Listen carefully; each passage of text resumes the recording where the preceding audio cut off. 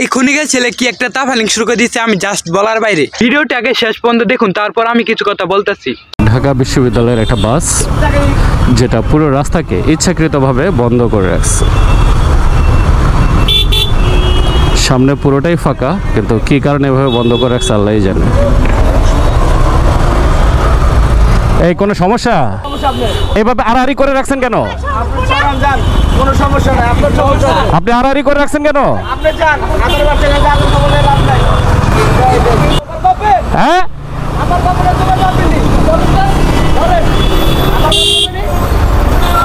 আচ্ছা দাঁড়াও, কি হয়েছে কি? না না, রাস্তা আড়াআড়ি করে কেন রাখলা? তুমি রাস্তা রাখছো কিভাবে রাখছো তুমি গাড়িটা রাস্তা ইয়ার উপরে? না না, আমি সেটা বলি না, রাস্তা আড়াআড়ি করে রাখছে। ভাই আমি বললাম আড়াআড়ি করে কেন রাখছে, আপনি তো গায়ে হাত দিয়ে ফেলেন আমাকে। আপনি কেন বললেন? আপনি আমার না না, এটা হইলো না তো, আমি তো জিজ্ঞাসা করতেই পারি, এটা জিজ্ঞাসা করতে পারি না আমি?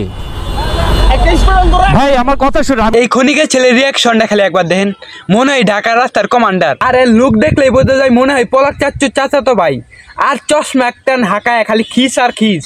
আপনি কেন বললেন আমার বাবার নাকি? রাস্তা কি বলছেন আপনি? এরা নিজেদের মুক্তিযোদ্ধা দাবি করলেও এদের কুঠা আন্দোলনের সময় একটার অবদান ছিল না। আমি বললাম আড়াআড়ি করে কেন রাখছে, আপনি তো গায়ে হাত দিয়ে ফেলেন আমাকে।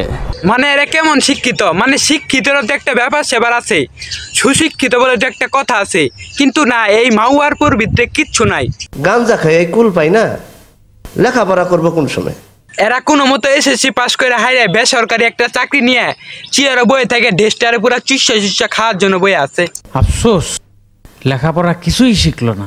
আপনি কেন বললেন? আপনি আমার বাবার নাকি? না না, এটা হইলো না তো, আমি তো জিজ্ঞাসা করতে। এর মতো কিছু কিছু মাউয়ারপুর জন্য আজকে দেশের এই অবস্থা। লেখাপড়া করে দেশটার একটু উন্নতি করার চেষ্টা করবি, কিন্তু না, তোরা রাস্তায় তাফালিং শুরু করে দিচ্ছস।